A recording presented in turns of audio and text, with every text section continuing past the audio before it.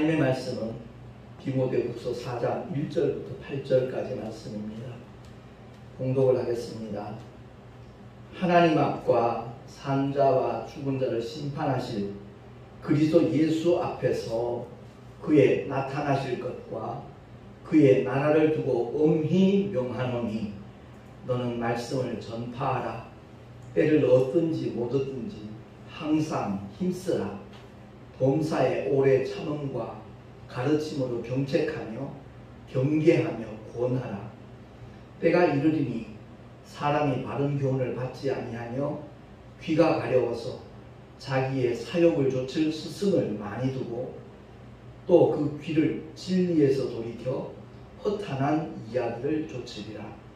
그러나 너는 모든 일에 근신하여 고난을 받으며 전도인의 일을 하며 내 직무를 다하라. 관제와 같이 벌써 내가 부음이 되고 나의 떠날 기약이 가까웠도다.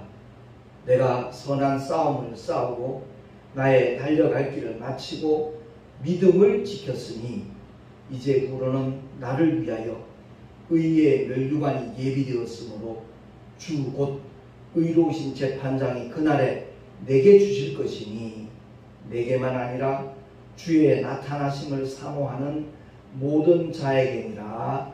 아멘. 기도하겠습니다. 아버지 하나님 감사합니다. 오늘도 주의 진리의 말씀, 생명의 말씀을 허락하심을 감사합니다. 귀 있는 자는 들을지어다 하셨사오매 우리 모두에게 들을 귀를 허락하여 주셔서 성령께서 조명하시는 대로 깨닫게 하시고 보게 하시고 또한 공유할 수 있도록 주님 우리에게 긍휼과 은혜로 역사하여 주시옵소서. 우리 구주 예수 그리스도 이름으로 감사하며 기도하옵나이다. 아멘. 완연한 가을인 것 같습니다. 오늘도 형제들 모두가 다 분주하게 바쁘게 어디론가 향하여 달려가고 있지요. 참 바쁘게 사는 것 같아요.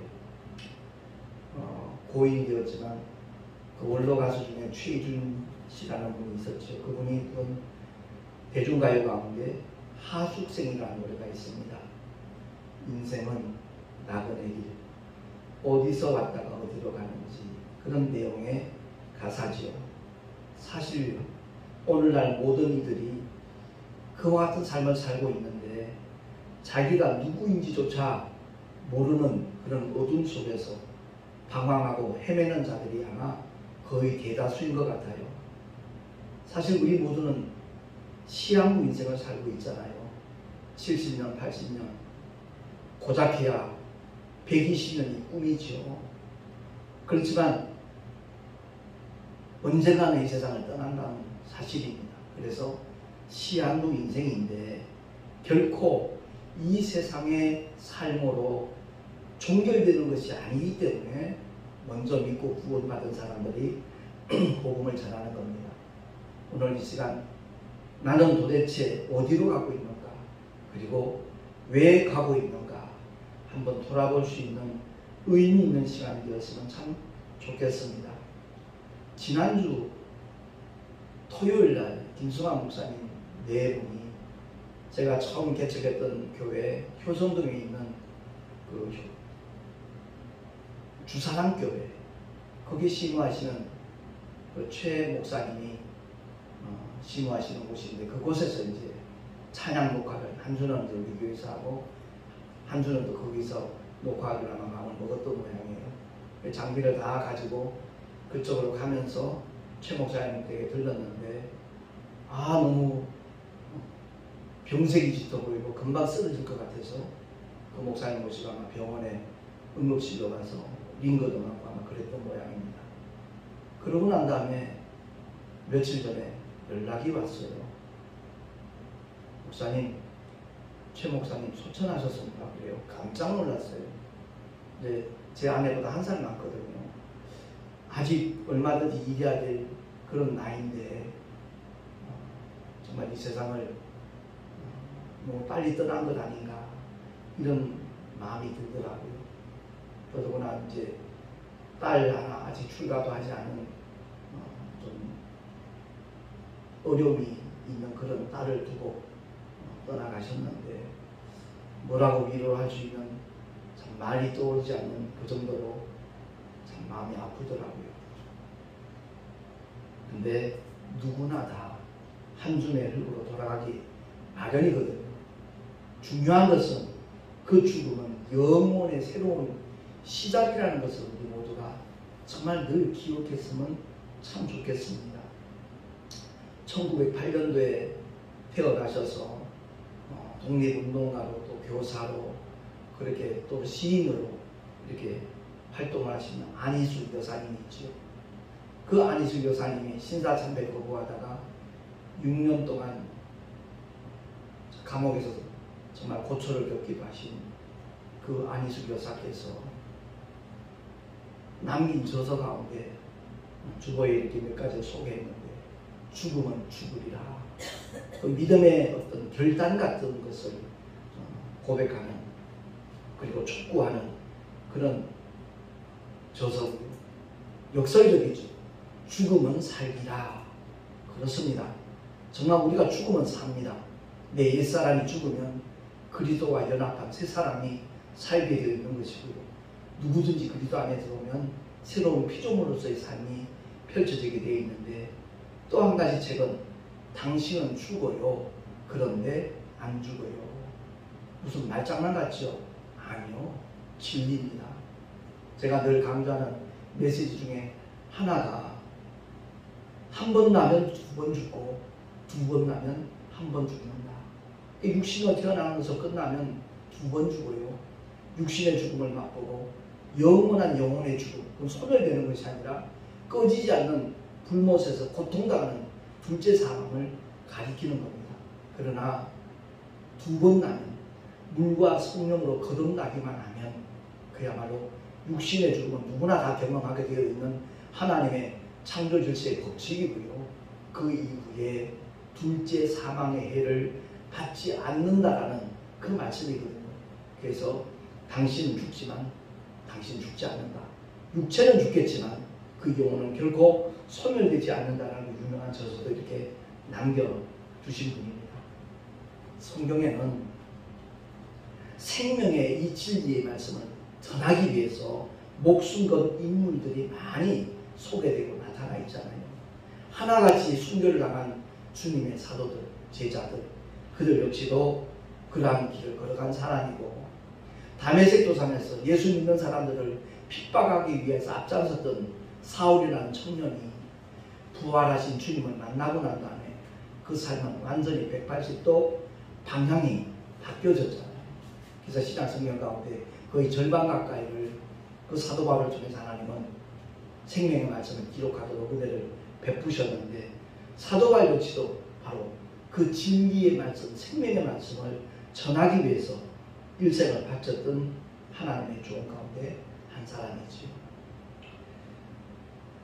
제가 며칠 전에 유튜브에서 신유의 종이라고 말하는 그 현신의 권사님의 그 천국 감정을 유튜브에서 다시 한번 보게 되었습니다. 물론 익히 알고 있던 들었던 내용이었고 북한 선교원에 이제 신학교 다닐 때 화요일마다 사명자 대회가 있어서 거기 이제 참석을 했기 때문에 익히 알고 있는 내용인데 그래서 그 현신의 권사님이 천국에 잠시 다녀오고 난 다음에 주님이 모른다고 말하는 기라석 같은 목사님들 일일이 다 찾아가서 자기가 경험한 얘기를 들려줬더니 조용기 목사님은 크게 깨닫고 회개하고 엘림 회관을 건립하는데 자기가 모든 축적했던 돈을 이렇게 내놨다는 내용도 소개되고 있고 한경재 목사님 같은 경우도 그 메시지를 듣고 크게 회개했다라는 그런 내용까지 포함이 되어 있더라고요.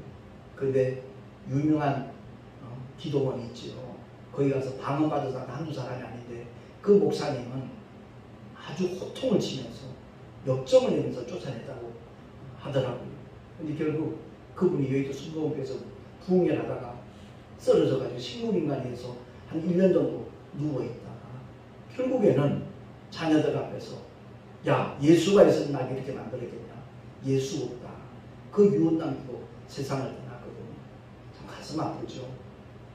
좀 남은 구원시켜놓고 자기는 버림받는 그런 주인공이 되고 말았는데, 우리의 믿음의 삶 속에서도 끊임없이 하나님 앞에 정말 겸손하고 낮아지는 그런 모습을 우리가 취해야 되겠다 하는 생각을 다시 한번 갖게 되었습니다. 근데 그 가운데 그 현진의 권사님이 어떤 그 천국 경험을 하고 난 다음에 자기 앞으로 돼 있던 그 모든 재산을 북한 선교원 김창인 목사님이 그 당시 이제 심우하고 있던 관장하고 있는 그 북한 선교원 단체에다가 전 재산을 이렇게 헌금을 했거든요. 기증을 했거든요.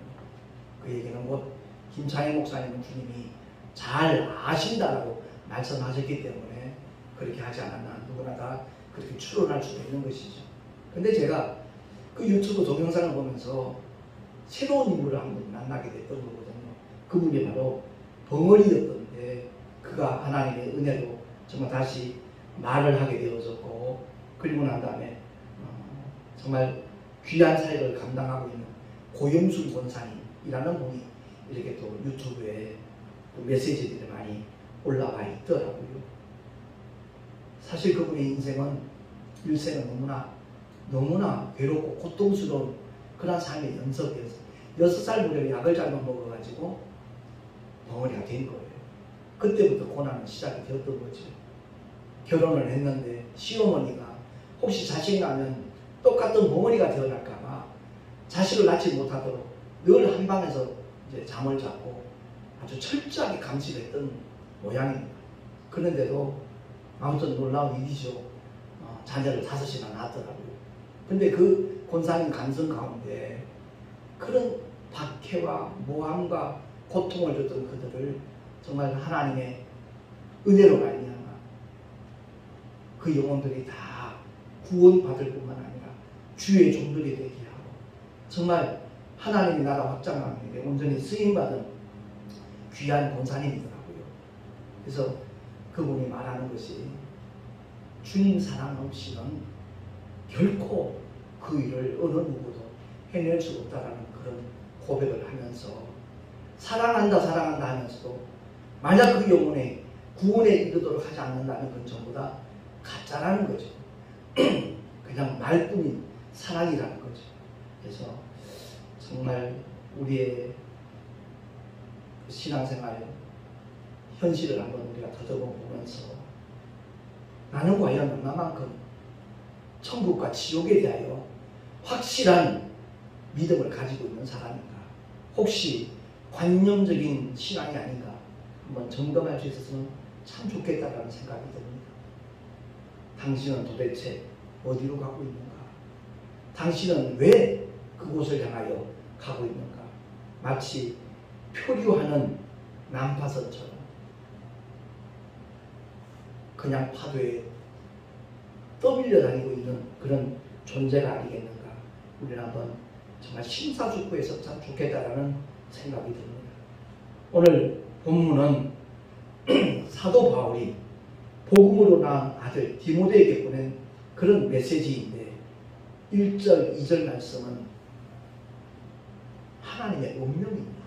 한번 우리 합독을 다시 한번 하도록 하겠습니다. 천천히 시작. 하나님 앞과 산자와 죽은 자를 심판하실 그리스도 예수 앞에서 그의 나타나실 것과 그의 나라를 두고 엄히 명하노니 너는 말씀을 전파하라. 때를 얻든지 못 얻든지 항상 힘쓰라. 범사의 오래 참음과 가르침으로 경책하며 경계하며 권하라. 아멘. 디모데에게 권하는 말씀인데 엄히 명한다 그럽니다. 무엇을 두고 명하죠? 바로 하나님 앞과 산자와 죽은 자를 심판하신 그리스도 예수 앞에서 그의 재림과 그의 나라를 두고 엄히 명한다라고 말씀하고 있습니다. 정말 이 말씀에 우리 모두는 귀를 기울여 복종하는 믿음의 자세가 취하여져야 될 줄로 믿습니다. 오직 말씀을 전파하라. 때를 얻든지 못 얻든지 이 말씀의 의미를 그냥 서울역 앞이나 지하철 같은 데서 막 떠들어대는 그런 전도법을 말씀하는 게 결코 아닙니다. 개별적으로 정말 친분 있는 사람들, 사랑하는 사람들 일부러 시간을 내어서 그들의 마음이 움직일 수 있는 어떤 조건을 갖춰놓고 그들에게 뭐 융숭한 식사 대접을 한번 한다든지 집으로 초대를 해서 정말 귀 기울여 하나님의 말씀을 한번 들을 수 있는 그런 시공간을 준비할 수 있는 자세. 그 고영숙 권사님은 늘 이렇게 음식을 만든다는 거죠. 누구든지 쉽게 받아가서 집에서 한번 맛을 볼 수 있는 채소 같은 종류로 만들어가지고 그것을 하나씩 그분 표현을 말하자면 미끼를 준비한다는 거죠. 물고기를 잡으려면 당연히 미끼가 필요하잖아요. 근데 그 수고를 통해서 정말 하나님의 나라가 아름답게 확장되어지는 그런 현장을 그가 생생하게 경험하고 있으니까 뭐 김치 같은 거 담그는 것도 자기 노하우를 얘기를 하더라고요.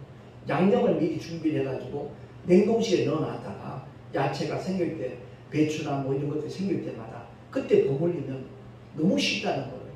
번거롭지도 않고 굳이 겨울철에 김장을 한꺼번에 하지 말고 봄에 한 번 더 김장을 하라는 얘기까지 노하우를 이렇게 전수를 해주고 있더라고요. 그 간증을 통해서. 아무튼 한 영혼을 주께로 인도하기 위하여 무던한 그런 노력 그것이 참 필요하다 하는 것을 다시 한번 느끼게 되었습니다. 분명히 오늘날 여러 가지 방법으로 전도할 수 있는 그런 길들이 있거든요.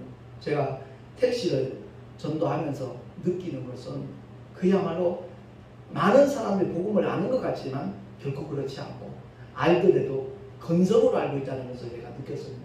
그리고 제가 유튜브 메시지를 통해서 이렇게 복음을 전하고 있는데 많은 분들이 유튜브 그러면 어떤 걸 떠오르는지 아세요? 재미있는 거, 흥미로운 거, 어떤 그런 뇌색적인 거 이런 것부터 많이 떠올려요.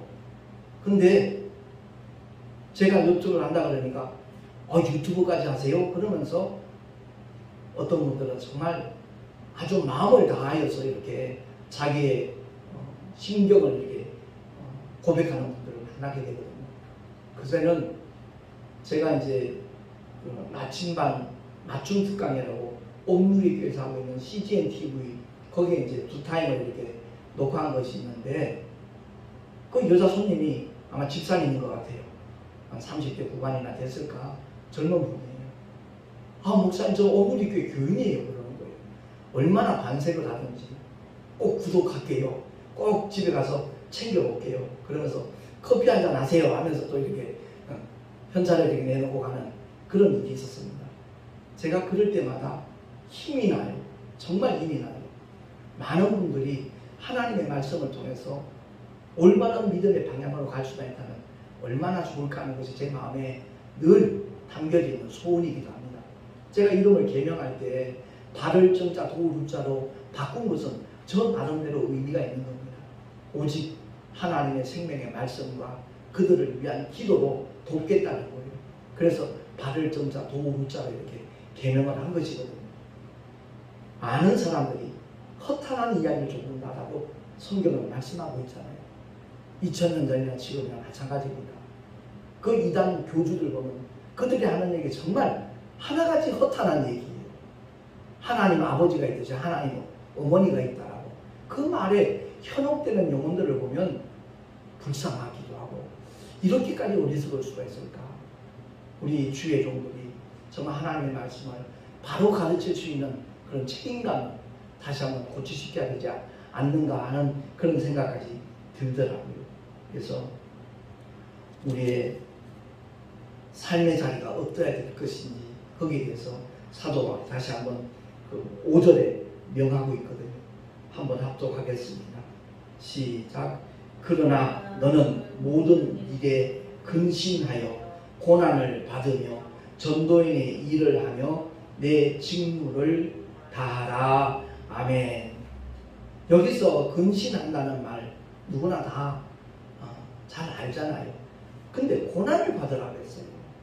이 말씀의 의미를 아마 전도 현장에서 애쓰는 사람들은 아마 경험을 할 겁니다. 반대 세력들에게 부딪히거든요. 어려움을 겪게 되거든요.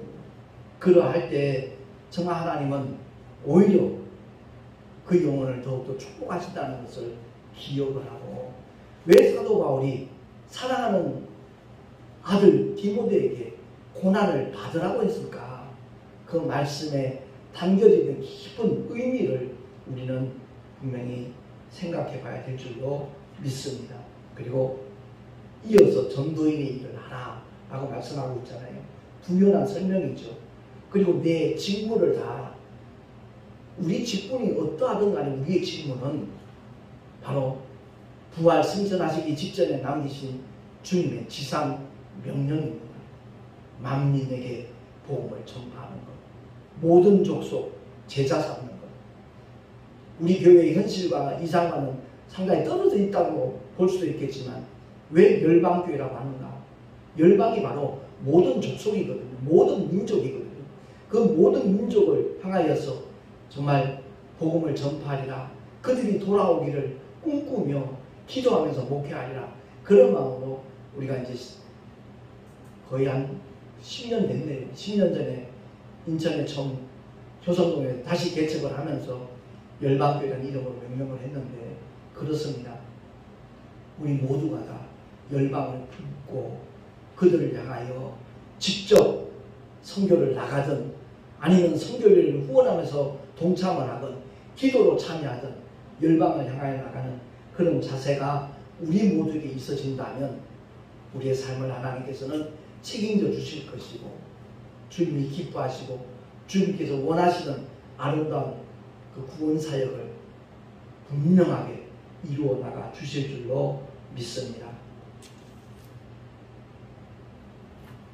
8절 말씀에 보면 사도 바울이 고백을 하고 있는데, 그러한 전도의 삶을 살아가면서 주님 맡겨주신 사명을 감당하는 자들에게 어떤 결과, 어떤 보상이 있는가에 대해서 사도 바울은 다시 한번 명확하게 언급을 하고 있습니다.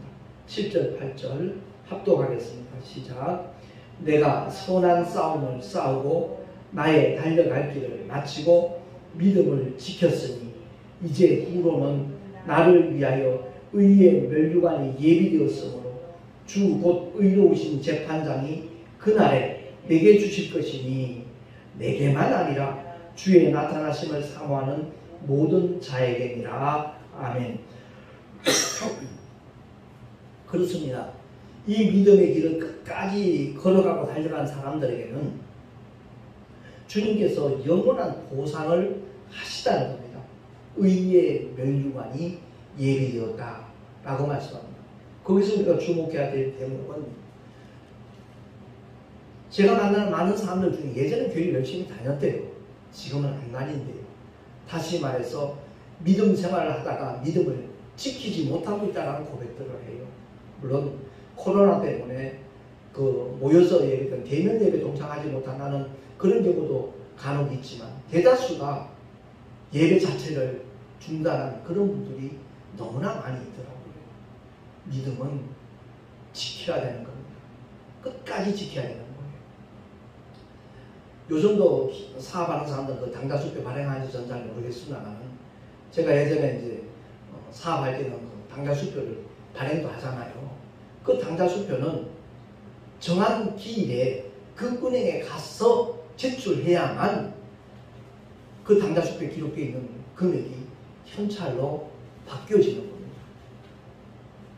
우리가 이 믿음이라고 하는 것, 끝까지 지킬 때, 마지막 주님 재림하셨을 때, 주님 앞에 섰을 때 그 믿음을 지킨 자들에게 이 영원한 보상이 주어진다는 것을 기억을 하고, 그 당자수표에 기록되어 있는 날짜까지 소유하지 못하고 찢어버리거나 분실해버리면 그 금액을 본인이 찾을 수가 없는 겁니다.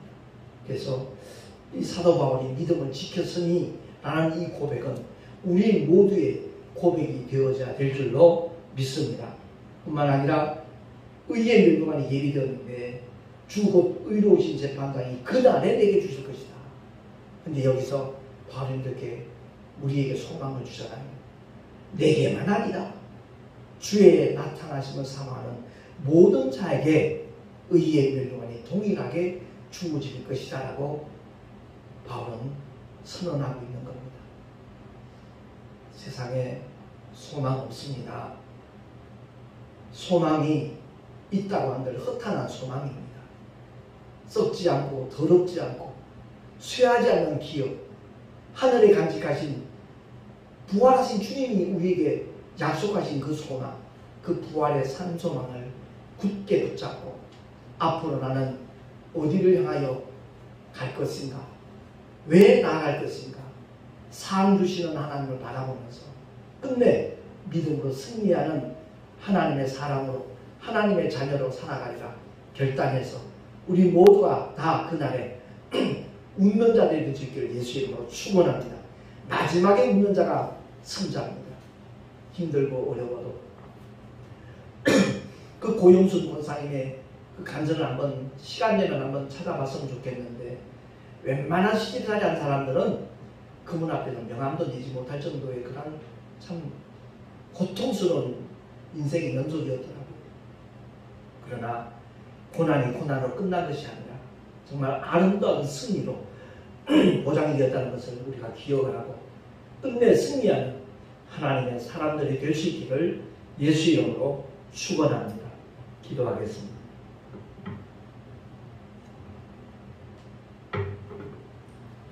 하나님 아버지, 오늘도 허락하신 주님의 말씀에 정말 우리 모두가 복종하기를 원합니다.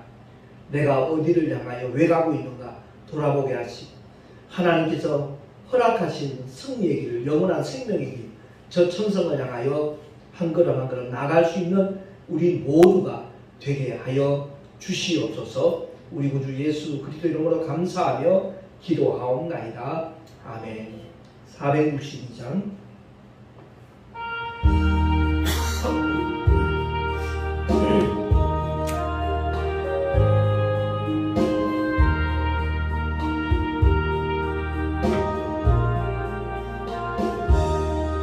큰 물결이 설레는 어둠 바다, 저 등대의 불빛도 희미한데 이 풍랑의 배저 항해하는 주 예수님 이 배의 사공이라.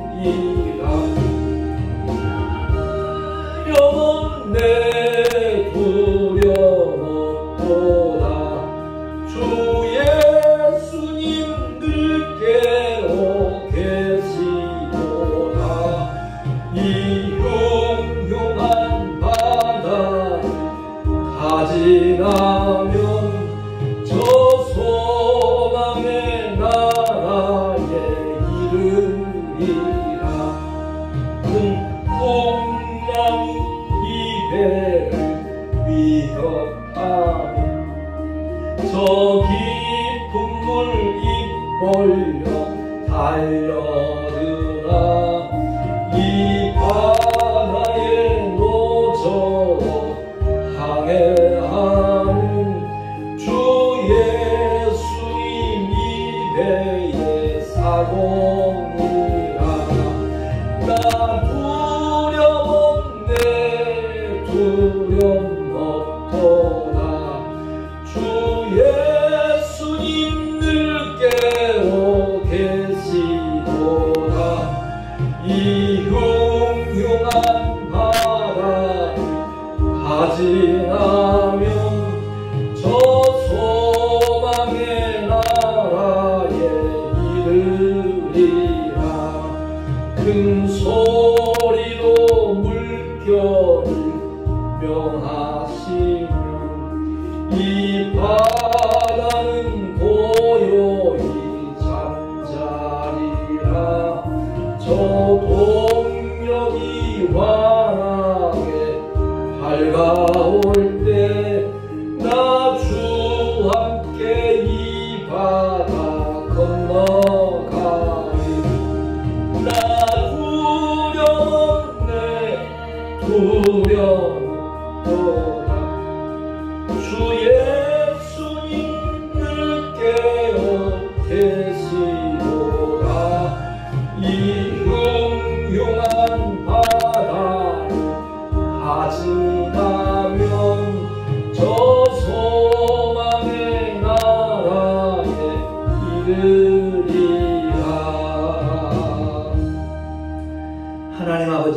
주의 뜻을 펼쳐나가기 위하여 필요한 예물을 주님 앞에 드렸습니다. 주님의 몸된 교회가 사명 제대로 감당할 수 있도록 돕는 손길들 주님 일일이 기억하여 주시고, 하나님의 맡겨주신 사명이 펼쳐지는 그 현장마다 주의 영광이 나타나게 하여 주시옵소서.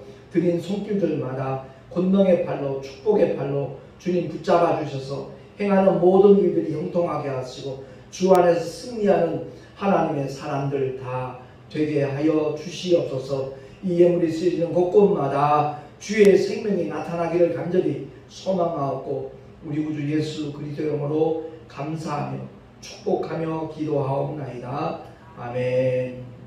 찬송가 453장 부른 후에 축도로 예배를 마치겠습니다.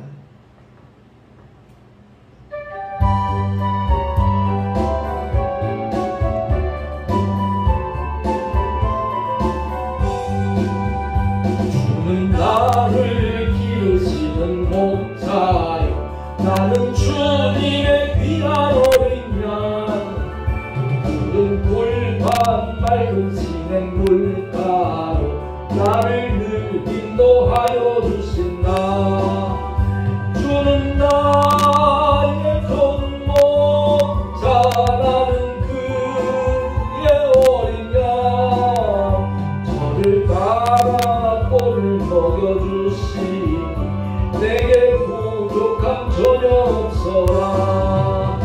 예쁜 새들 노래하는 아침과 몸을 비끼는 고운 황혼에 사랑하는 나의 목자 음성이 나를 언제나 불러주신다. 주는 나의 종목자, 나는 그의 어린 양. 저를 따라 꼴을 먹여주시니 내게 부족함 전혀 없어라. 된 짐승 나를 뱉지 못하고 거친 비바람 삼지 못하니 나의 주님 강한 손을 펼치사 나를 주야로 지켜주신다면 주는 나의 전목자, 나는 그의 어린 양. 저를 따라 꼴을 먹여주시니 내게 부족함 전혀 없어라. 아멘. 이제는 우리의 영원한 생명 되신 우리 구주 예수 그리스도의 은혜와 독생자도 아낌없이 우리를 위하여 이 땅에 보내신 하나님 아버지의 끝없는 사랑하심과 놀라운 사랑과 은혜에 깨닫게 하시고 체험하게 하시고 또한 전하게 하시는 보혜사 성령 하나님의 내주교통 인도하심과 축복하심이 그야말로 우리가 어디를 향하여 갈 것인가, 왜 가고 있는가 다시 한번 돌아보면서 하나님께서 원하시는 그 길로 나가기를 다시 한번 결단하는 하나님의 사람들 머리 위에 그 가정과 자녀들과 경영하는 모든 일들과 주께서 피로 값주고 세우신 주님의 모든 교회를 위해 지금으로부터 영원토록 함께 있을지어다. 아멘.